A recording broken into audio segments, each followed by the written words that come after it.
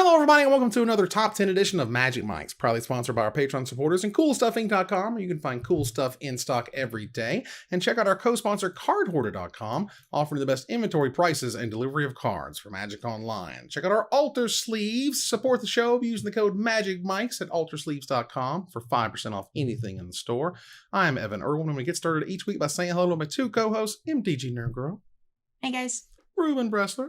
Hey, we're coming up on the end of the year. This is big. Weird. It's like we do very this weird. at the end of every year of our lives. That's right. Well, we also begin with a top comment from the last week in a segment we call Honorable Mention, where Ruben will tell us who is the most eloquent, letting us know what card we did not choose as one of our retro top 10 Return to Ravnica cards. Ruben?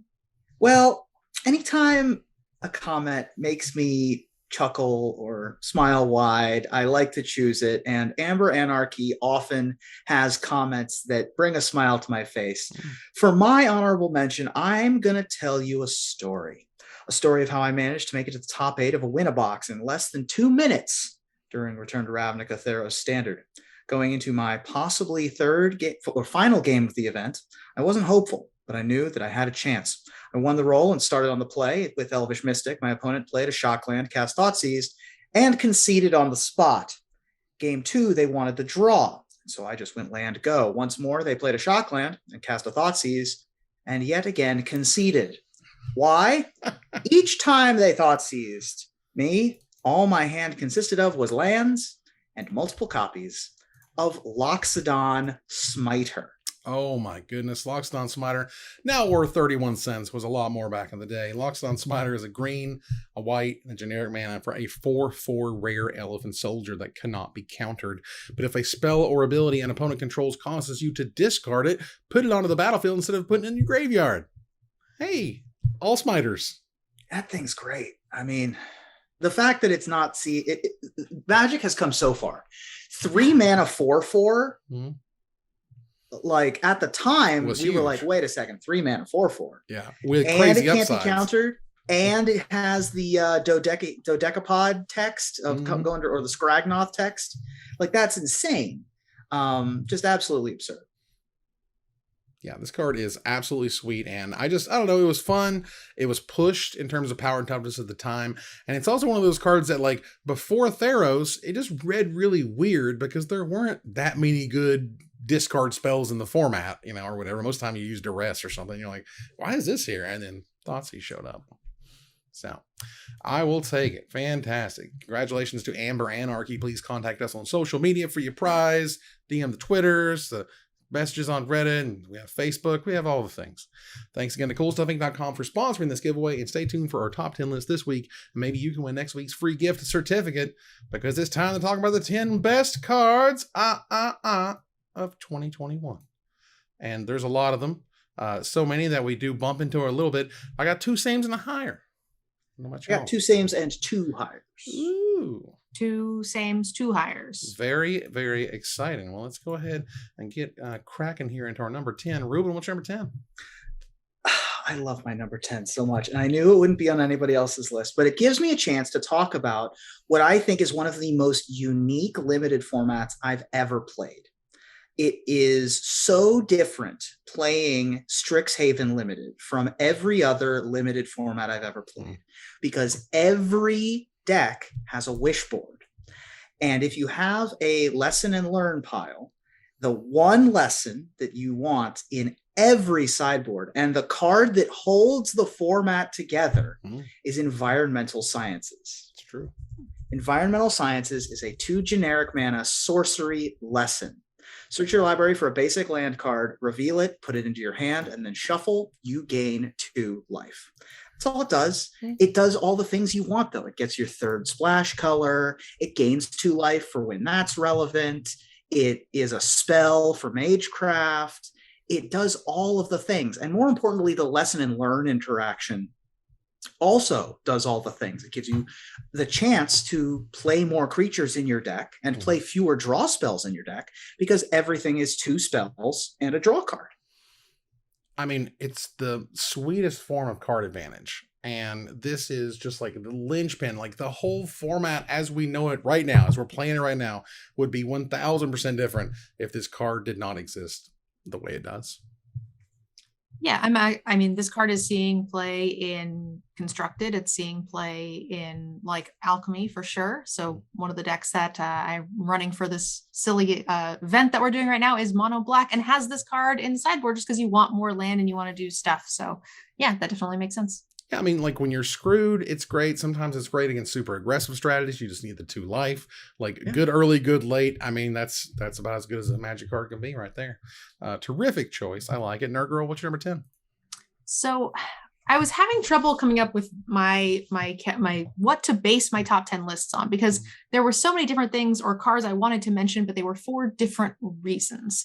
But I kind of wanted it to be streamlined because it is a ranking system. So I decided to put in cards that have strong power levels and sort of defined formats or decks.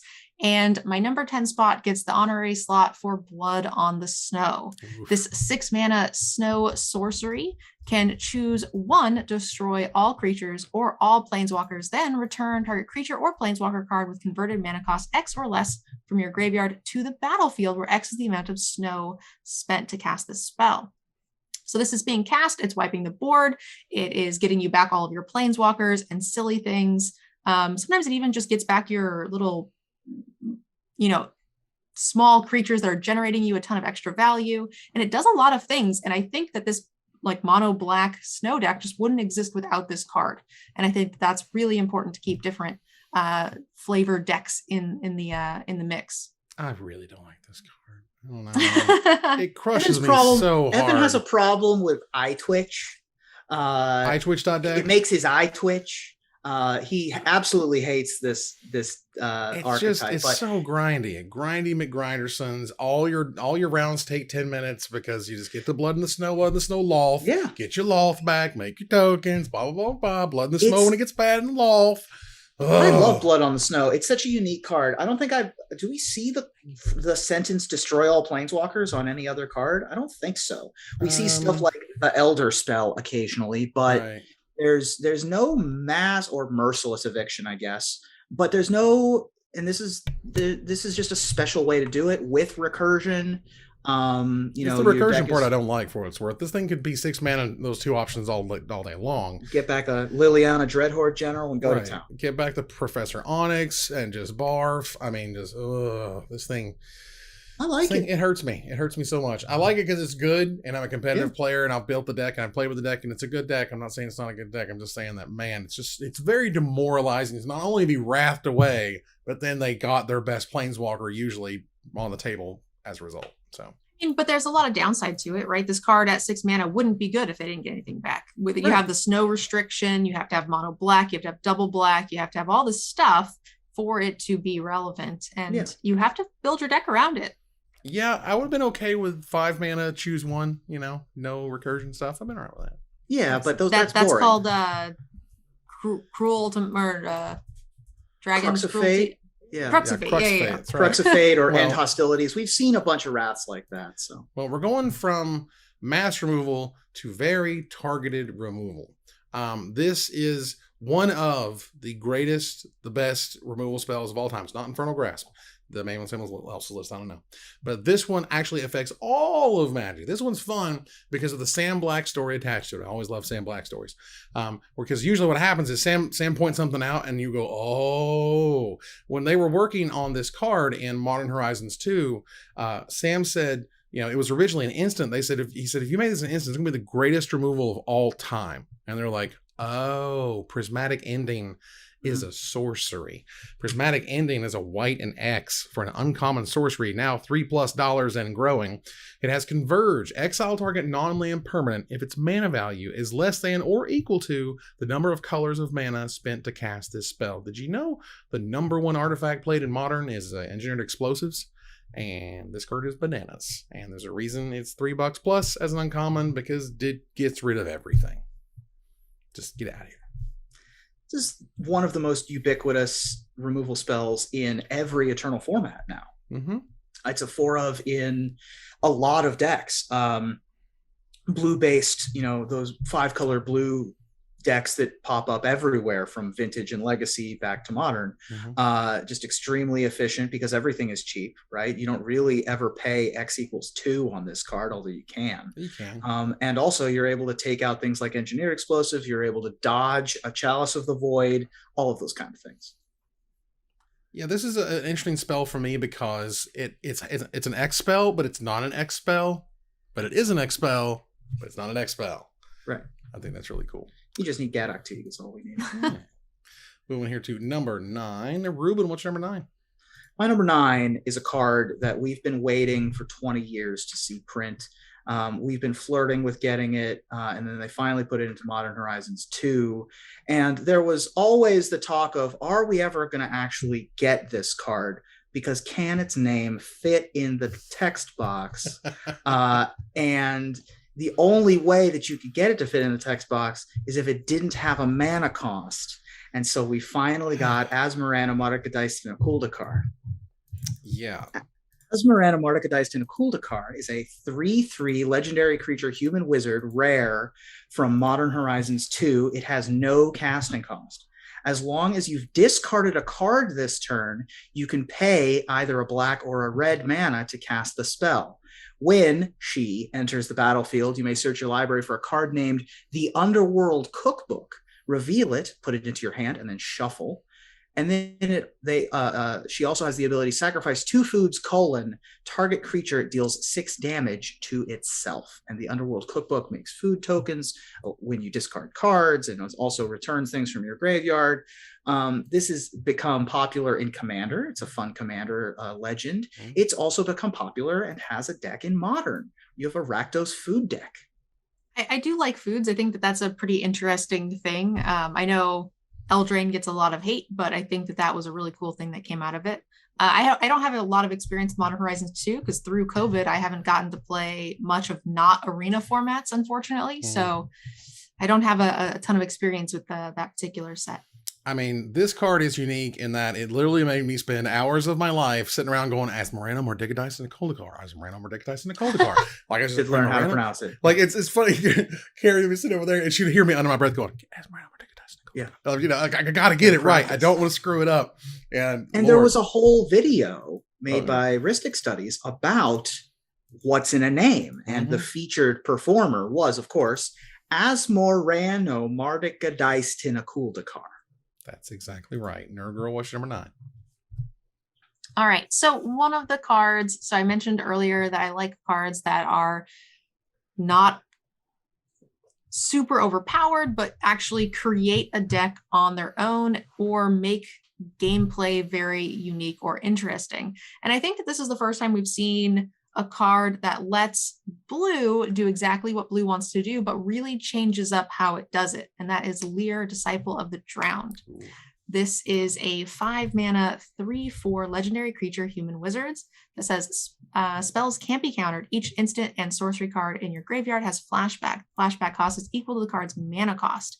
So this is kind of taking away some of the removal spells from blue, but still allowing them to control the board with other spells that they typically couldn't use in the past because they would run out of, essentially steam before they could stabilize. And this is a pretty interesting mechanic that allows people to use those extra cards while also not feeling super oppressive because it's reasonably easy to kill. They're getting back some smaller spells. It doesn't feel like an Epiphany or like even a Lobster that feels like you can't really beat it in any way. So I thought this was really unique. This stupid creature. Here's what's dumb about it. All right. 2 things, 2 spells. All right. 2 spells in particular. I would be okay if the only kind of real sick out that you had as the player playing this deck is Fading Hope. If you had that, it's a 1 mana, bounce the guy because I try to kill it. Okay, cool. Because that first line right there says that you can't just sit there with all your counter spells and play your counter spells twice. I get that. That's totally cool. And then you put divide by 0 in your format, and I go, what is wrong with you? Yeah. And then you put the stupid Hullbreaker guy, and I go, seriously, what is wrong with you? Because this card is just like unreasonably ridiculous when you have a remand-like effect in the format. Oh my God. And also there's the Fading Hope trick of returning Lear to your hand Yeah. after you've targeted a spell with a counter spell. Yeah, Lear's great. I mean, Past in Flames is this without a body. It's a hell of a Magic card.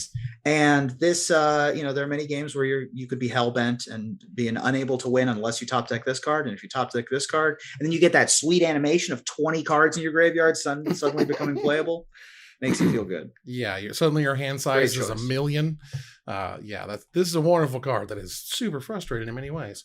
Speaking of cards that were, I don't know about came their own archetype, but certainly fueled it, and it was just absolutely fantastic in Commander. So when all those things fall together, and a card that I threw together some decks in Historic, I was having a ton of fun. Enjoyed this both in Historic and Historic Brawl. It's done great things again for the Commander format because people are always looking for interesting ways to make white draw cards, and Esper Sentinel gave you a really cool way to draw cards in white.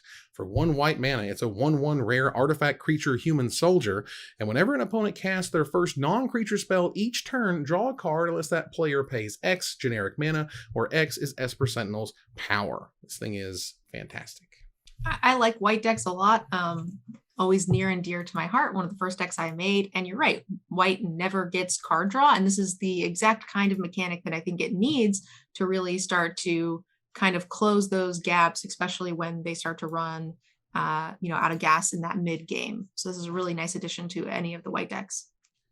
Usually when there's a creature that they're like, all right, this creature is good enough to stand on its own, we're not going to staple extra creature types on it, right? Like Cemetery Gatekeeper is just a vampire. Right. They didn't put human vampire. They didn't put zombie vampire or like vampire scout. They didn't get rogue fancy or warlock or anything like that. Right.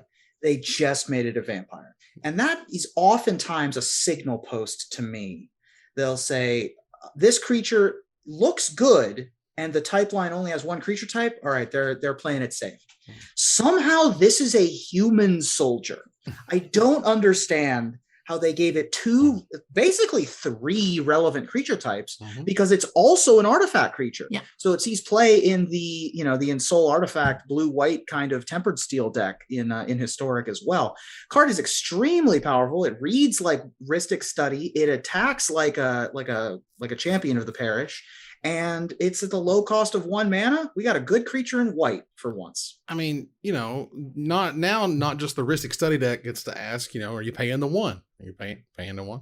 Okay, thanks. Appreciate it. Are you paying the 6? I mean, I think the reason it is all of those things is because it's worth about 17 excitements right now, in between 17 and 18 excitements. Sure. And so that's a good way to sell packs of Magic cards. It's a heck of a lot of excitement. Really good stuff in there. All right, let's move here to number 8. Ruben, what's number 8? Number 8 is also quite exciting. Primarily exciting on Magic Online. It's like the most exciting card on Magic Online right now for some reason. But it's also a very actually lowercase e exciting card. It's very cool. And it's from a good cycle of new creature lands that are a ton of fun from the Dungeons and Dragons set. And when the Dungeons and Dragons set came, they brought a bunch of stuff from Dungeons and Dragons we'd never really seen before, or hadn't really gotten to take part in before. Not just your Drizzt Do'Urdens and your Icing Deaths, but also generic things like Beholders and other cute creatures like Owlbears, and oh, by the way, Bugbears. And we got Den of the Bugbear, which is a very good creature land and makes me very happy. Den of the Bugbear is a land that says if you control 2 or more other lands, Den of the Bugbear enters the battlefield tapped. It taps for a red, and then has an activated ability of 3 generic and a red, or 4 mana total. Until end of turn, Den of the Bugbear becomes a 3/2 red goblin creature with, whenever this creature attacks, create a 1/1 red goblin creature token that's tapped and attacking. It's still a land. So it is good wrath protection, and unlike most man lands, it actually leaves a board presence once it's done. Why is this card 38 ticks? Why? Is it really that expensive? Yes. It's absurd. It's about $8.50 Holy. in the real world. It's 37, over 37 tickets online is what I'm seeing on Scryfall. And I need to look through my collection of cards really fast. Be right back. No, seriously, that's bananas. One of the things I will say is that I felt a little sad for this card because with Epiphany, the red decks and stuff really haven't gotten to get anywhere with Epiphany and Chariot being so strong. Red has just been kind of phased out. But I am, however, starting to see this make a huge comeback on in Alchemy, because we're seeing a ton of like the dragon decks and things like that. And they're all running these lands because these creature land cycles are really powerful and they're far stronger than we've seen in the past. And I think Bugbear is, just one of them. And normally, if they do this cycle, only one is worth anything or valuable to play. But we actually have a ton of creature lands in every single color that are seeing all the play. Black is good, obviously Faceless Haven, the green land, they're all being all played, of them right? see some play, right? They're all seeing play, but which this is one, very rare. Yeah, I think part of it might be the fact that, this is a card that you play a play set of. You do not play one Den of the Bugbear, or generally two. You usually play the whole boat because it's great on turn 1 and turn 2 anyway, because they're going to come into play untapped. So who cares? And so maybe that's driving the price. I don't know. Magic Online's weird, man. Things get really strange there. But I know I run this card in the Dragons deck, as you mentioned. I played it in a bunch of red decks. It is absolutely spectacular. The treatment, the Dungeons and Dragons module treatment, module is cover, just my favorite damn thing. If I could pick like one little weird random thing, I think it would be those, because it was the most shocking to me. And then like, whoa, that's a Magic card? I mean, 5 years ago, this would never even be in the conversation, let alone possible. So this card is terrific. Nerd Girl, what's your rate? Quick slight theory as to why they might be expensive on Moto is because I think the spikier community, which is where you would be drafting on Moto, didn't really like the D&D set for the randomness, and all the casuals are drafting it on Arena, so we're not getting any cards into the cycle or into the That's fair. wild, so they could just not have opened enough product on Moto. So my number 8 is kind of a card that is just low-key good. It's not on anybody's like this should be banned list, but it's one of the oldest cards in the year, in a premier set that is still just the most important piece for its place in the curve, and that is Old Growth Troll. Ooh. This 3 mana 4/4 for green, you get a creature troll warrior with trample. It's a 4/4, and then when it dies, if it was a creature, return it to the battlefield as an aura enchantment to enchant forest. You control an enchant forest has tap. You can create 2 mana, or pay 1 tap, sacrifice, create a 4/4 token. This token is super relevant with Asika's Chariot. It's super important to ramp up and trigger your ranger classes and all sorts of cards. This was made in Kaldheim, which is the oldest set in standard or the year rotation, and it's still the most important piece. Some people were thinking Briarbridge Tracker would take its place in the 3-drop slot, but nothing has, and it's not close. It's the weird combination because the token also has trample. So like both of them provide a really tough way, like a really tough position to try to chump. You can't really chump them well. You got to kill them. If you kill them, well, you're actually ramping your opponent and or giving them another troll. So like it's the best of both worlds there. And that just makes it a terrific creature. Absolutely. This was on my short list as well. It's a 3 mana 4/4 to start with. We just talked about that with Loxodon Smiter. It's not something we get every day. But in the green deck, particularly historically, green decks just are not good against Wraths, right? Like we aren't good against Wraths. We just kind of take our 3-for-1s and we go home. We don't have a ton of card advantage after that. But you have Old Growth Troll and you have an Esika's Chariot on 3 and 4. And then they wrath you, get rid of your troll. Next turn, you just make a troll attack with your chariot and get another troll. That's a bad wrath. So this card puts you in such an advantage just putting it onto the board because they don't even want to get rid of it.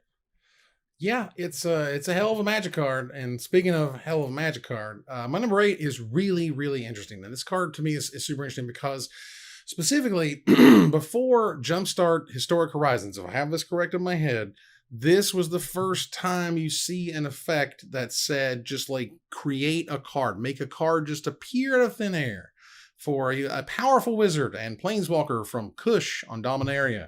That's 420 blazing it for you.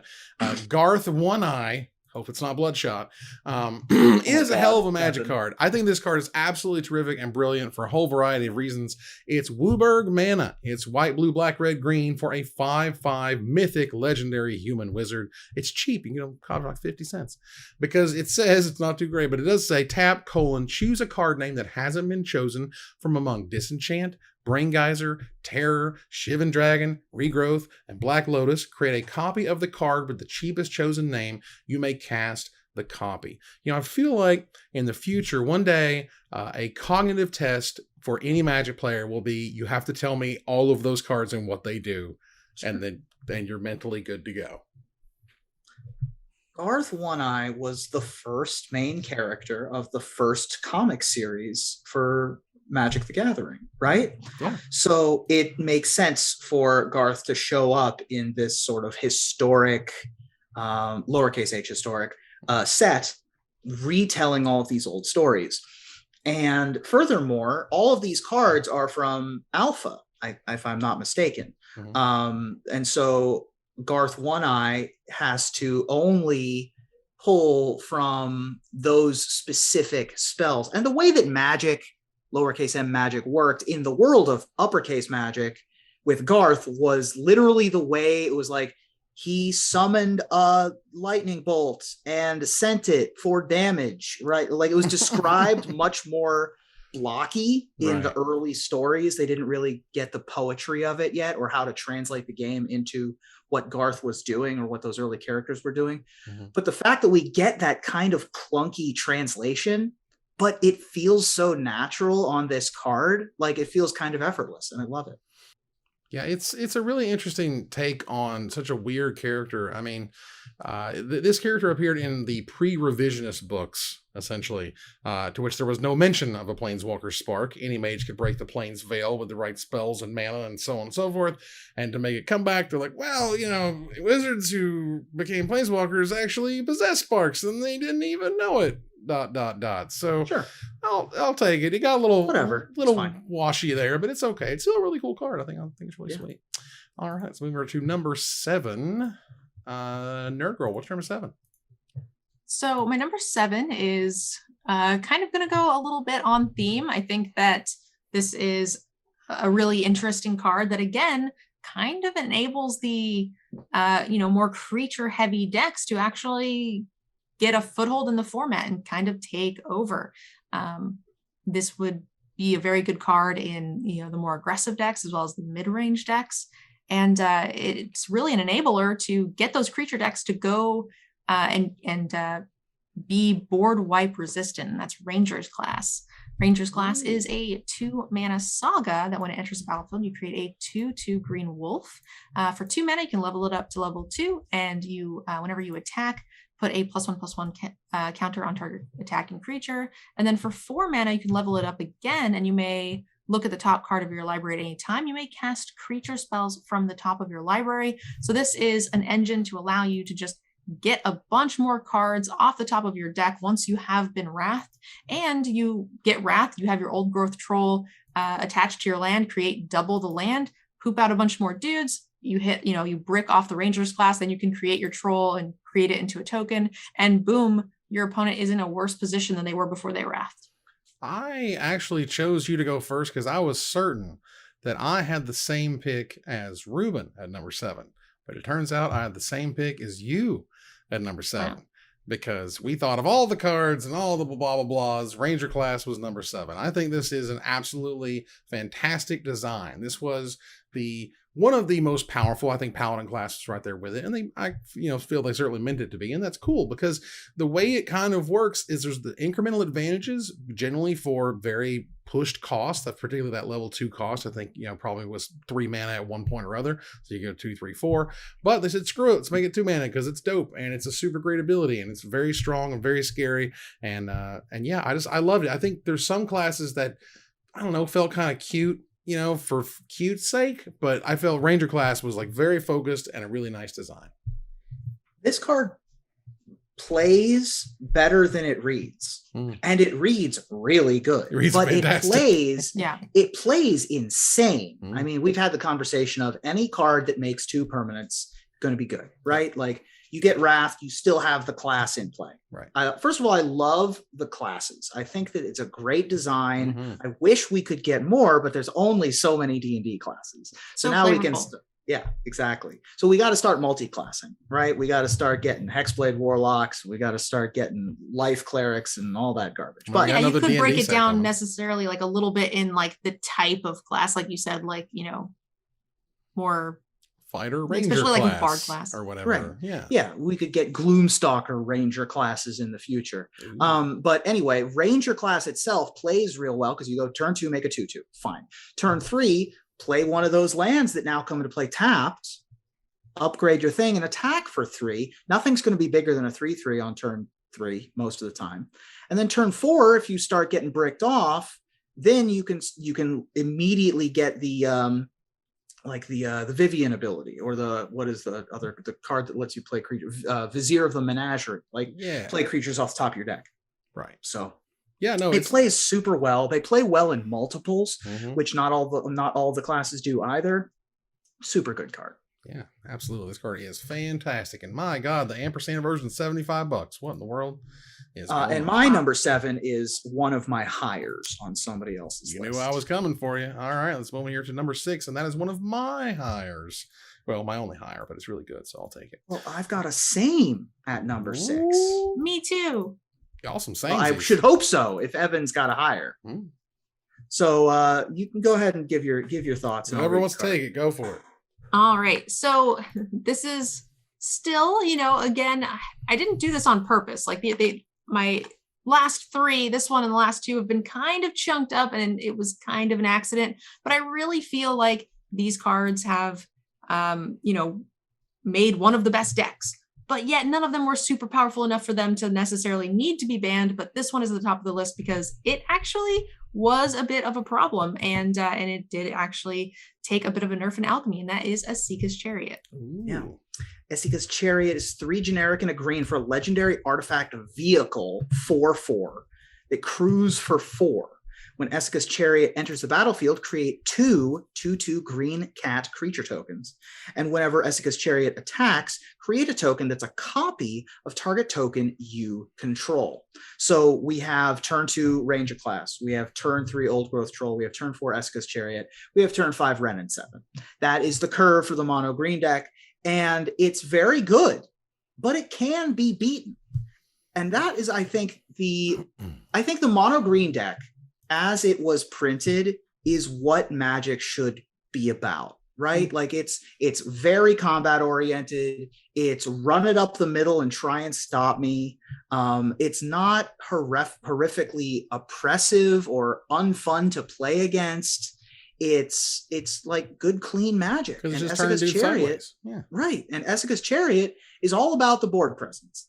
Making like a bunch of tokens, making a thing that can make more tokens. It's got a big Esika's Chariot. Well, this wasn't on my list, but I'm glad it's on yours because it was very sort of metagame defining. And I think what's kind of weird / interesting is that, you know, it's kind of also become the poster child for alchemy. Like the number 1 card, the first card they pointed out, if I recall correctly, that they changed was this one. And they were saying that, you know, just 2 tokens is a little too much. Crewing for 2 is still fine. Like I'm not exactly sure what the magic was in having the 2 tokens and crewing for 4, but somehow, you know, curving right into Ren and 7 and copying that token doesn't feel quite as powerful. I'm just guessing just on like sort of bodies on the board. They have less blockers, for example, less removal spells are needed to get through those. And yeah, it just kind of works out to where it's still good, but it's not like tier 1, you can't not play this card good anymore. Moving on here to number 5. Ruben, what's number 5? Well, they gave us a bunch of good white creatures this year, for once in our lives. Yeah. And, you know, we talked a little bit about Esper Sentinel's card advantage, and white kind of has to work for its card advantage. But they also gave white something really good in alchemy. And it can only really work in alchemy. And that is Inquisitor Captain. Inquisitor Captain is 3 generic and a white for a 3/3 human cleric with vigilance that reads, when Inquisitor Captain enters the battlefield, if there are 20 or more creature cards with mana value 3 or less among cards in your graveyard, hand, and library, seek 2 creature cards with mana value 3 or less. Put one of them onto the battlefield and shuffle the other into your library.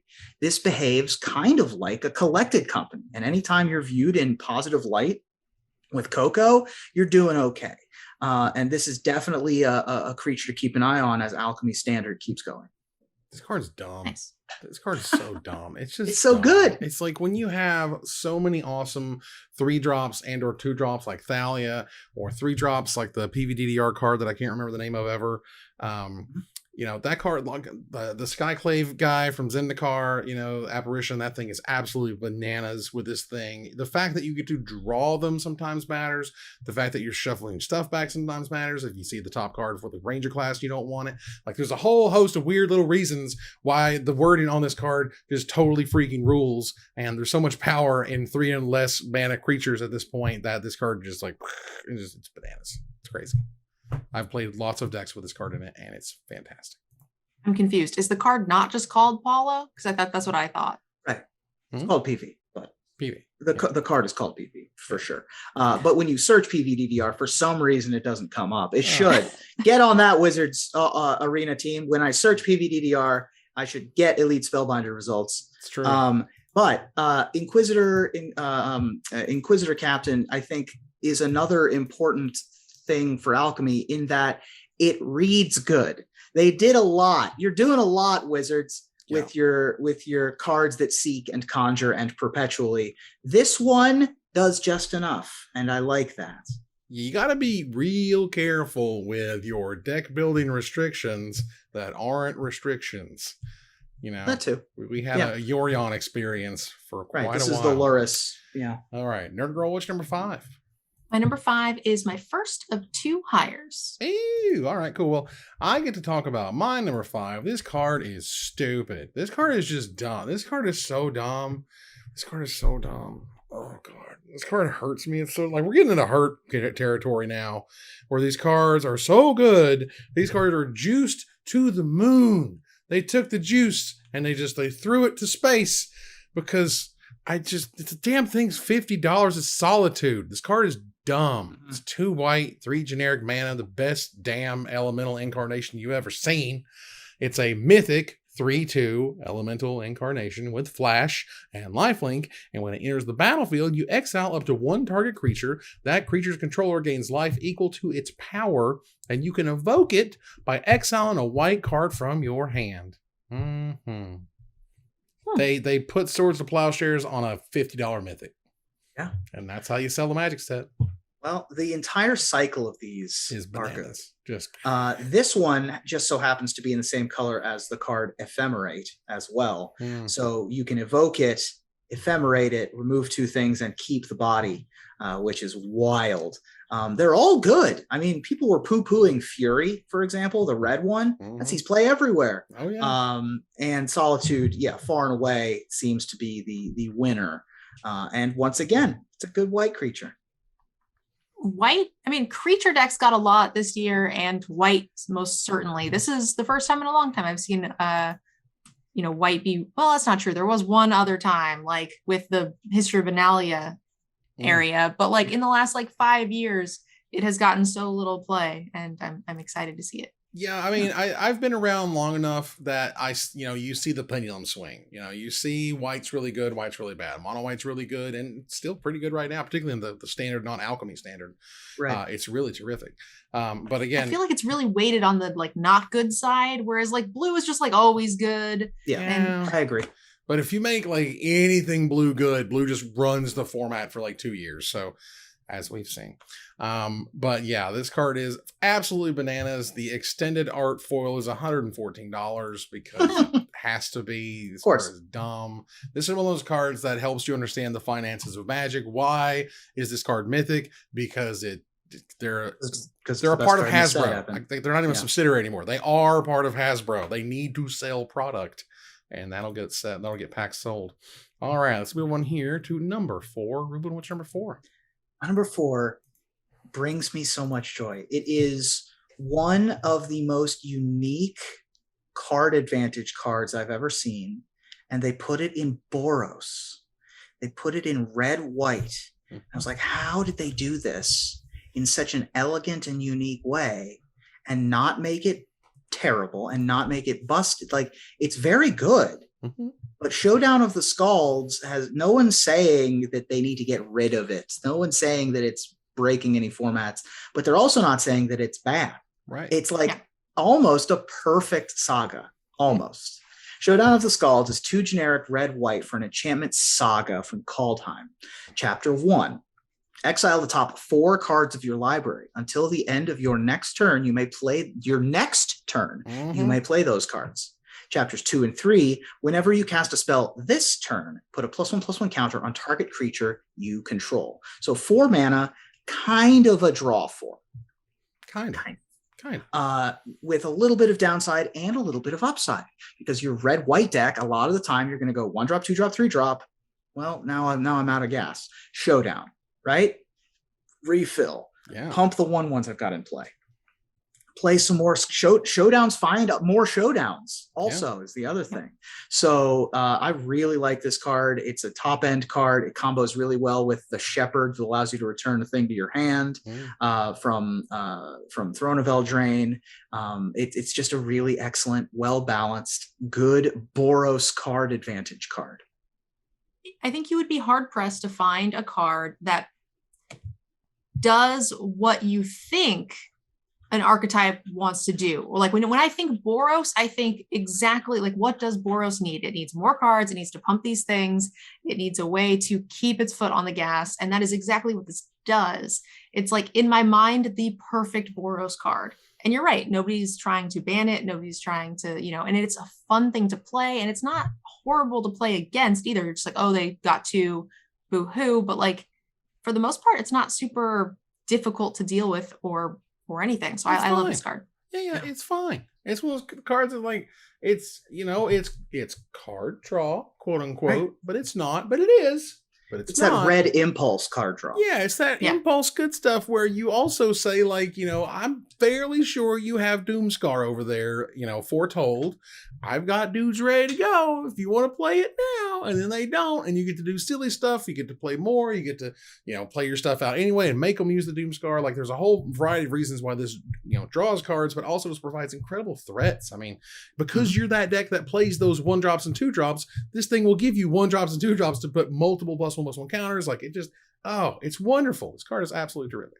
This was definitely on my short list, I assure you. Nerd what's number 4? So my number 4, just make sure this one wasn't the higher one. It was not. So again, I like cards that I feel like change the format or make an impact as far as what decks are actually being played.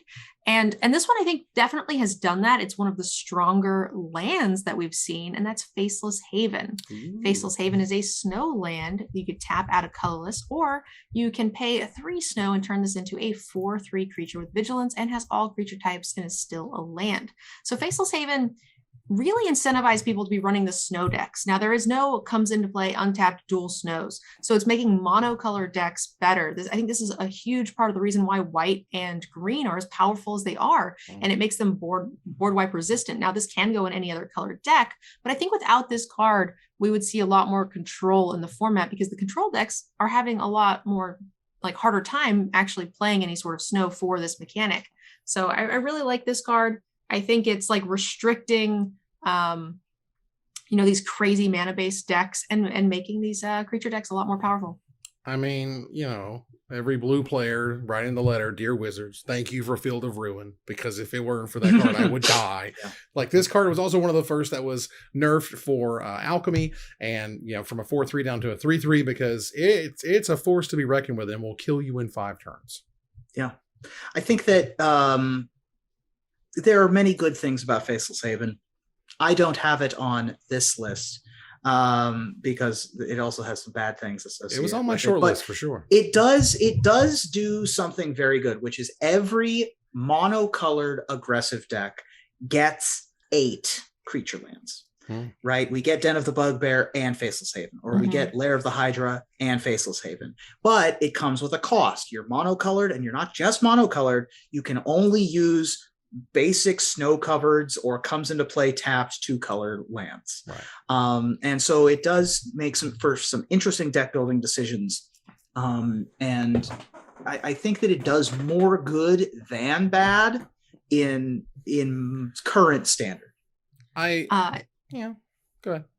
I was just going to say, when you were talking about the land, I did see someone stone rain themselves against this card in the Degen event, where they kept their 4 land, mono green kept their 4 land untapped, and they tried to Field of Ruin it, and they tapped to activate it using itself, and then Snakeskin veiled it. So the person just stone rained themselves. It was great.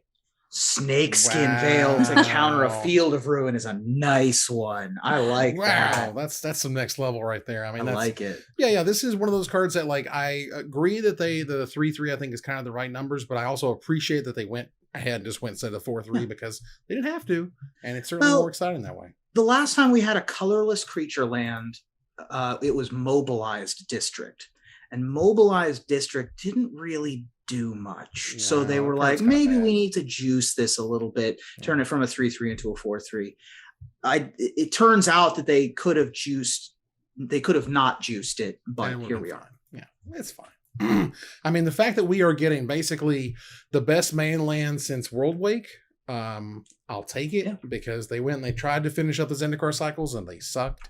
I think largely because they were afraid of making them just as good as Raging Ravine and whatnot it used to be. All right, let's see here. For my number 4, this card is dumb. This card is so good. This card is so good.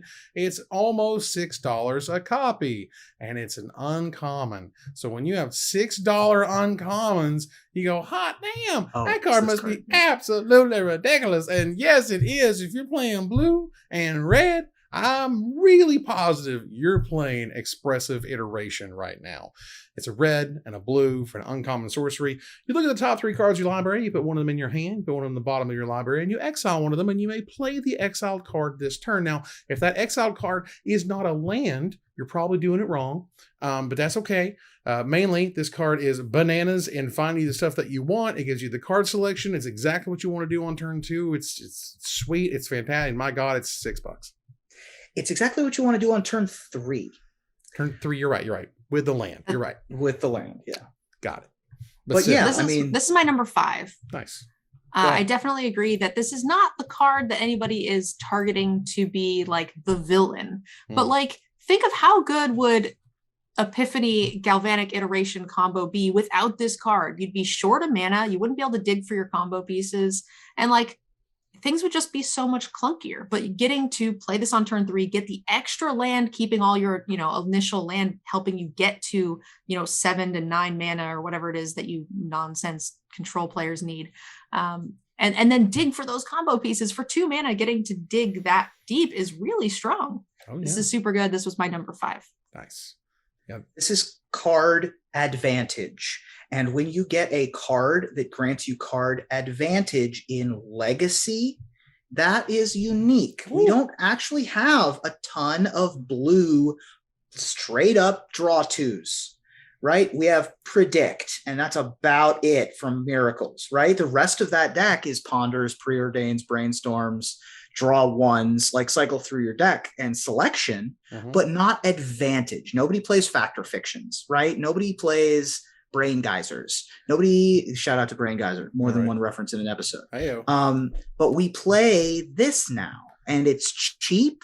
It lets us get our other cantrips and our bolts active. It's extremely powerful, and it doesn't feel that oppressive, but you need an engine and you need gas, and this is the gas. This is one of those cards that, like, there's certain times where, like, they go so far and you're like, I don't think you want to go farther than this. Like, this is about as good as 2 mana red and blue is going to get for a good long while. And feel free to mark it down, everybody. The promo pack foil, as of this recording, is $22. And one day when it's $100, don't tell me I didn't tell you so, because it's going to be like, if it sees legacy play and stuff, like, the numbers get stupid. Like, what promo pack is this? The collector booster? No, this was like the promo pack that was sent to stores, I think it was. Okay. WPN promo stuff that they were doing. I see. Yeah, so it's like, not only was it like super hard to get because of COVID, but it was super hard to get because, you couldn't, like, stores weren't really open anyway. So it was tough. All right, let's move on, y'all, to number 3. Ruben, what's number 3? My number 3 is the last of my 2 hires. So we've still got those to go. All right. Nerd Girl, what's number 3? My last of 2 hires. Well, damn. I guess I'll do all the heavy lifting around here. Somebody got to do it. It's cool. This card is bananas, as we're in the banana territory. This card is unbelievably expensive for being in literally a set that came out a few months ago. This card has defined an entire archetype at this point in the world of alchemy, because they have a card now that gives you Blood Artist. This card is dumb. This card is black mass removal. This card is powerful. It's sweet. The artwork's amazing. This is just a hell of a mythic, and that's the Meathook Massacre. The Meathook Massacre is 2 black and X for a mythic legendary enchantment, and when the Meathook Massacre enters the battlefield, each creature gets -X until end of turn. Whenever a creature you control dies, each opponent loses 1 life, and whenever a creature an opponent controls dies, you gain 1 life. And let me tell you, you can turn games around real quick with a ton of triggers for your creatures and theirs when you're playing the Blood Artist Sacrifice Things deck. And this card's $45 freaking dollars. Like, I can't believe it is that much considering how recent of a set that is. Now, I know it makes sense because I feel like we're not opening as much paper product as we were with COVID and stuff. So there's just not as many drafts and sealeds and stuff, but that is surprising. Now, this card is great. I don't think that it like necessarily defined any particular decks, but it is just good in every single black deck. I agree with you on the art being absurd. And yeah, this card is really interesting, and it does something very unique for a board clear card that we've ever really seen in the past. And I love that they are kind of branching out and experimenting with new types of ways to interact. This was my number 7. Nice. Anytime you get X black on a mass removal card, I love it. Ever since we got Black Sun Zenith, this one catches you back up as well, as we've seen, on things like Sphinx's Revelation. Just incremental life gain will get you everywhere in life. And it harkens back to an iconic horror movie, which is what they wanted to do with the Innistrad sets, the double features. And for me, one of the most important things, and this is a little bit of a spoiler for my worst of 2021 episode, if you put the word "the" at the beginning of a card name, you better earn it. Because if you don't, then you've thrown it away. You need to use that word very carefully when you put it at the front of a card name, especially on a legendary enchantment. And this one pays off. This one does it. Right. So kudos to the Meathook Massacre. Right. And the ultimate, answer for which creature should have the word "the" in front of it, it's the Questing Beast. Right. It's not even close. Like, that card needed it. This card has it. And great. Yeah. I also note, again, this card is $45, $46 freaking dollars. Whatever the double feature version is, I would suggest you grab it. And whenever the weird foil version, Lord God, it's going to be worth $1 million one day, because that is one really interesting promo version. The double feature version actually looks pretty good. It's got that purple border that the black double feature cards have. And there isn't a ton of color in the Meathook Massacre art. So turning it into black and white doesn't really change much, but it changes it just enough, and it looks really good. Whew, my God, that card is expensive. All right, let's move on here to number 2. Ruben, what's number 2? Hey, we already talked about our number 2 and how we can't search for it on Magic the Gathering Arena. It's Paulo Vitor Damo de Rosa's not invitational, but World Championship card. It's Elite Spellbinder. It's another good white creature. Woo. We did it. We did it, team. 2 generic and a white for a 3/1 flying human cleric. When Elite Spellbinder enters the battlefield, look at target opponent's hand. You may exile a non-land card from it. For as long as that card remains exiled, its owner may play it. A spell cast this way costs 2 more to cast. So it's a 3/1 flyer for 3. Them's Vendilion click stats. We're already at Richardon Airship. So we're already swinging for 3 in the air on turn 3. That's great. We're also disrupting. And the best, sort of white creatures are often these death and taxes, kind of ticky-tack, death by a million cuts kind of dealies. And if you're able to take, for example, something with Foretell out of their hand, you're able to take their 1 Wrath, delay it 2 turns. Like you take their Blood in the Snow and delay it till turn 8. You take their, Meathook Massacre, delay it to turn 5, or even later, and you're golden. And that's kind of the story of the mono white go wide deck, right? I'm 1 turn off please don't have a board clear for 1 turn. And this literally does exactly that. It takes them off of their particular card for a turn or 2, while also keeping pressure very high. A 3/2 flyer for 3 is pretty solid stats. It's evasive. It's going to be going over the top. It's going to be beating the Asika's Chariot down onto the board. You know, even if you're in that creature matchup, this card does everything mono white wants to do. And yeah, this was my number 3, so we're very, very close on that. Nice. It's a 3/1. It's not quite a 3/2, but it is absolutely terrific. And this card, it's okay. I'm gonna call it right now.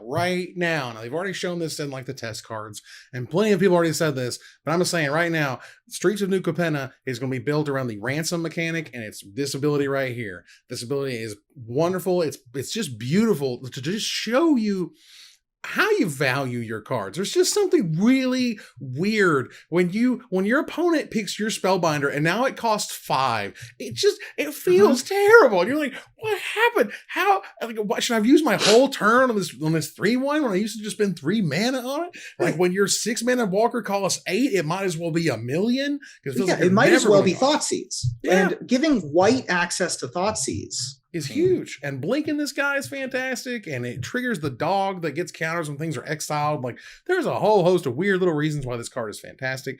And again, I think this thing looks and played so well that they instantly put something like that as a ransom mechanic in Streets, but I guess we will see. Nerd Girl, what's your number 2? So my number 2 is a card that I feel like has gotten a lot of play in a ton of different types of decks. Like, it's in aggro, it's in the mid-range, it's in the control decks, and that is not something you will typically see.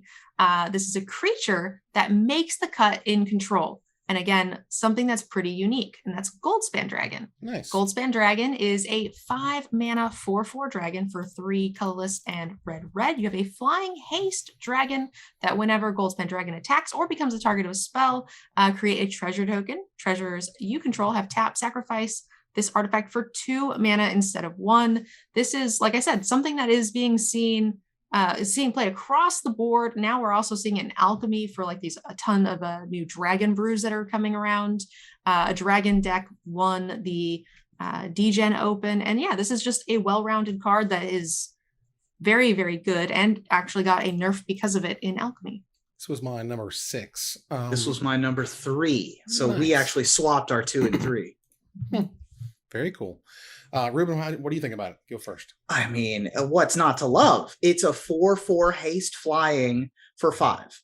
We're already good. Like, we're already where Stormbreath is. I'm already happy. You don't got to do more work, right? Stop digging. You've struck oil when you've got 4/4 flying haste for 5. If you give me something a little extra, great. I'm not expecting Glorybringer every set. You don't have to impress me. But this actually protects itself with, because when it gets targeted, you get 2 mana. And that 2 mana is might as well be 1,000,000 if all you're trying to do is protect your Goldspan Dragon. Yeah. Not to mention the fact that it juices up things that are already in play. Oftentimes you'll already have treasures in play. They play well together. They end games very quickly. It's no wonder that this sees play everywhere. It's weird to me. It's weird as hell to me that Wizards makes an entirely digital, like, set version thing that lets them change whatever they want to take the power level down a little bit. The power level in this card was not that when you targeted it, you got a treasure token. The power level in this card is that it doubles the mana of your treasure tokens. If it literally just got, man, like, I understand they're trying to stop the Saw It Coming when you play it and attack with it. That's kind of what that's doing, and changing the second ability wouldn't do much for that. But I'm telling you, in terms of like how it's playing right now in Alchemy, the second ability is what makes this card sick. It is not the first ability. Playing those dragons that you made cheaper with the little 1/1 flyer guy, like, this guy comes down, please target it. Well, that would be great. But you don't have to these days. Just attack with it and get 2 mana. Like Nissa, who shook the freaking world, did so because she doubles your mana. This doubles your treasure mana, and that's just amazing. And that's why it's on all 3 lists. All right.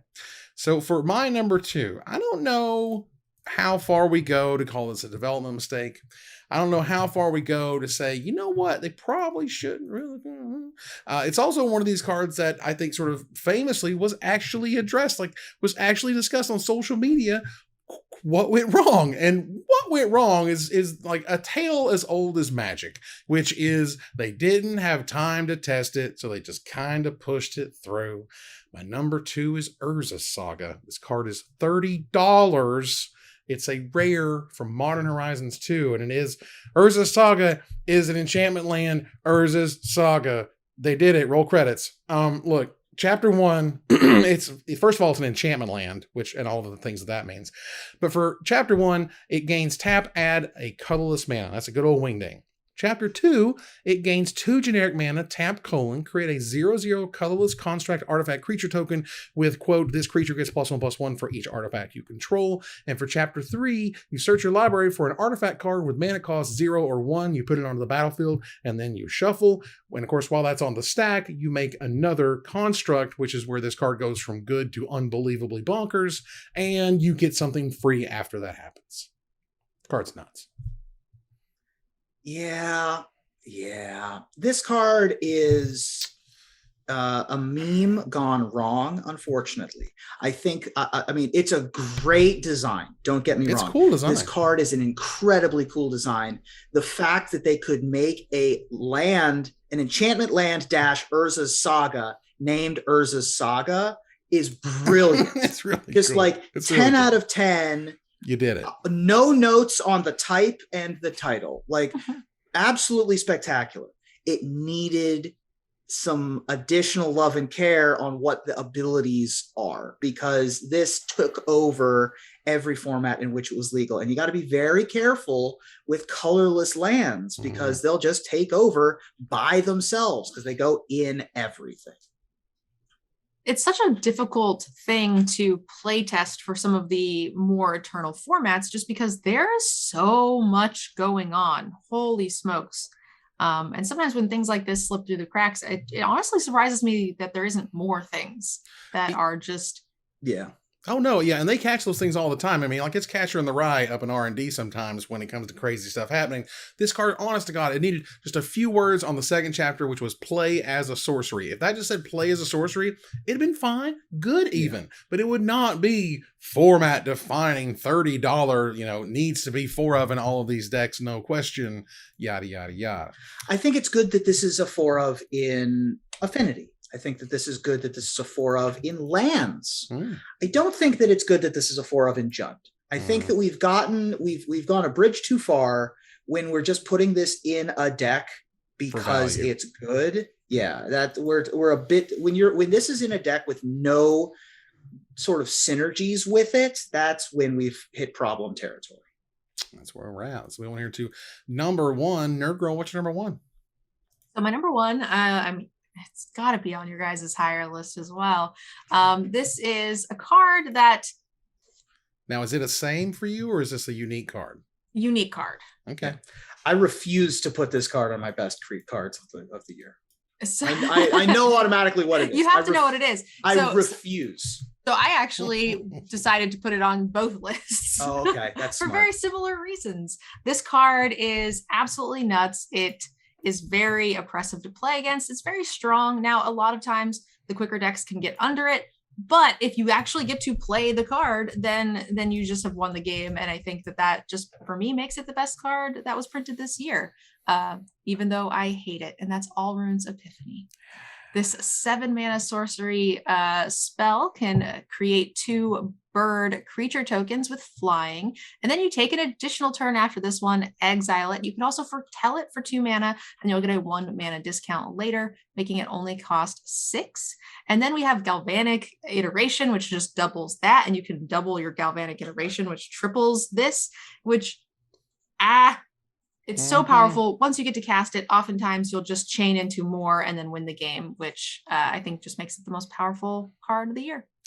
There's 2 things to this stupidly busted card.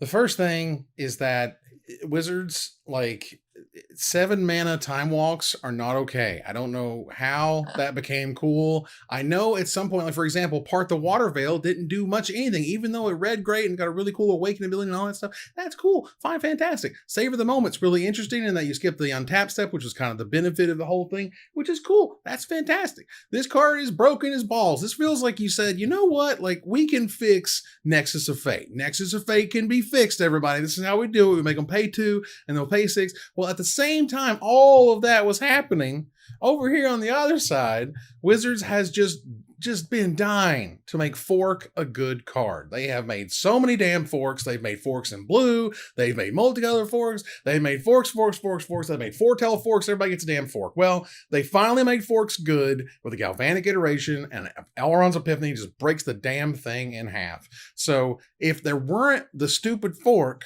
I think Elrond's Epiphany would have been okay. Probably very powerful, but okay. But copying it over and over is when it just gets really dumb. And I played that deck and it's very good. And if you get to 8 mana, the game is over. You know, not making the birds, it was honestly huge. Making it cost 7 instead of 6 in Alchemy, it was very, very important, and has basically removed it from the metagame entirely. And that's cool again. But so, you know, if 7 mana time walks are okay, they have to always be at least 7 mana. Well, period. I have a couple of complaints about this card, which I'll get into more next week on Me the too. worst cards. This guy. Card. But yeah, the birds are huge. The Foretell is huge. I think that 7 mana time walks in general are going to be fine. I think in general, time walk is fair. If it's 6, 7 mana. If it's up there, yeah. The problem comes with how you interact with it and what it does, what else it does.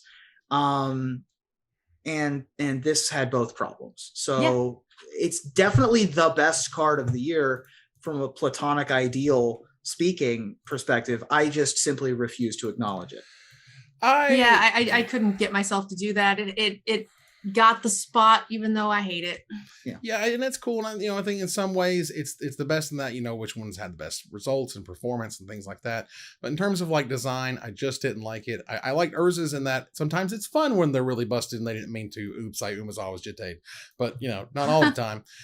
For Ruben and I's number one, as we share a number one. This card is there's going to be a come to Jesus moment, all right?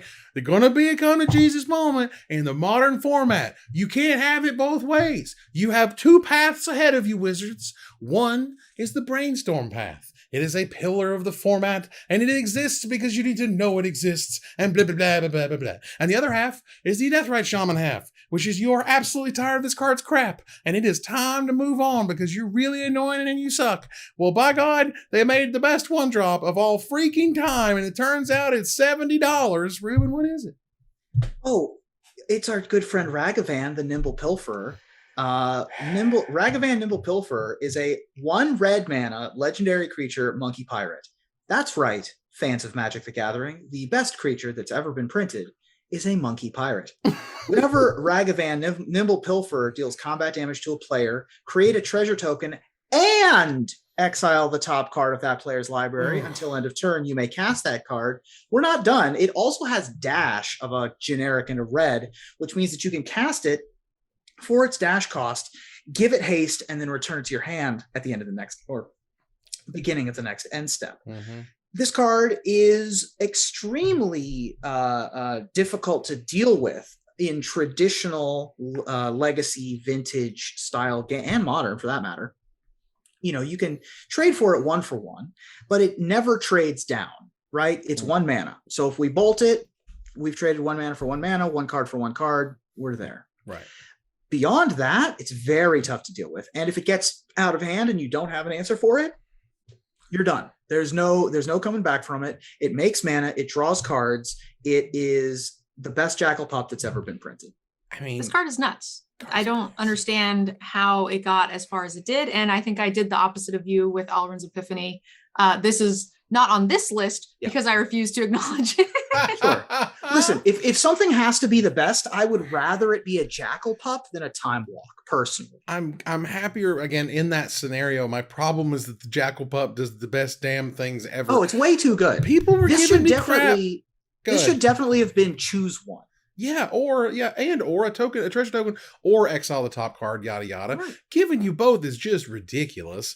And like, I understand that, you know, they're a portion of Hasbro and they want to make money, but my God, and people giving me crap when I'm like, hello, the best one drop of all time. And they're like, Evan, you don't know what you're talking about. And I'm like, Brad, did you read this card? Do you understand the advantage it gives you? Can you lose a game where you hit on turn 2? Like, mother of God, it's ridiculous. And on turn 2, when you reveal one of their lands, which you can still play because it doesn't say non-land, you just exile the top card and you can play whatever you want. Oh my God. And you can give it haste later. Like, what is happening? Hey, it's a good top deck. It's fantastic. I mean, Jesus, this card does everything. You couldn't ask this card to do more for 1 mana in any world that we live in right now. And I'm blown away. Wizards? I think for me, that's what makes the difference between the two, is because like, I feel like I can race an Epiphany. Sometimes I don't win the race, but like I still feel like I get to play the game. Whereas if this comes down, like you said, on curve or whatever, then it's just like, well, poop. Do you have the bolt? Well, this game's going to be real short, ain't it? Because now I got 3 mana on turn 2 and a great threat and mana to protect it. And God save the freaking queen. Yeah. You brainstorming it or you death writing it? You don't get it both ways. I think it has to be death ray, because it plays a lot like Death Ray. Mm-hmm. It lets you play your turn 2 3 mana planeswalkers. It is a constant threat. It ends games kind of by itself. It doesn't have to, but it can. So I think that eventually they are going to have that come to Jesus moment where they're going to get rid of it, because it's also $1 million. Yeah. Like, it's not Brainstorm that's been printed 24 times. And you know, common or uncommon in that. I mean, this is Mythic, only 1 Mythic printing. You do not play with 2. They've sold the packs of this. They're ready to ban it. Yeah, absolutely. It's over. They've already had the wave of sales and we're good. Well, that said, that also concludes our top 10 best cards of 2021. You'll see them on screen right now if you review. Take a look at my list, Nerd Girl's list, Ruben's top 10, and we want to hear from you about what card we did not talk about, and we'll select our favorite to win $50 worth of anything at CoolStuffInc.com. But before I go, I want to thank my co-host. Thank you, Nerd Girl. Thanks for having me, guys. Thank you, Ruben. Hey, 2021 was a pretty good year for Magic. Pretty good year. Great days.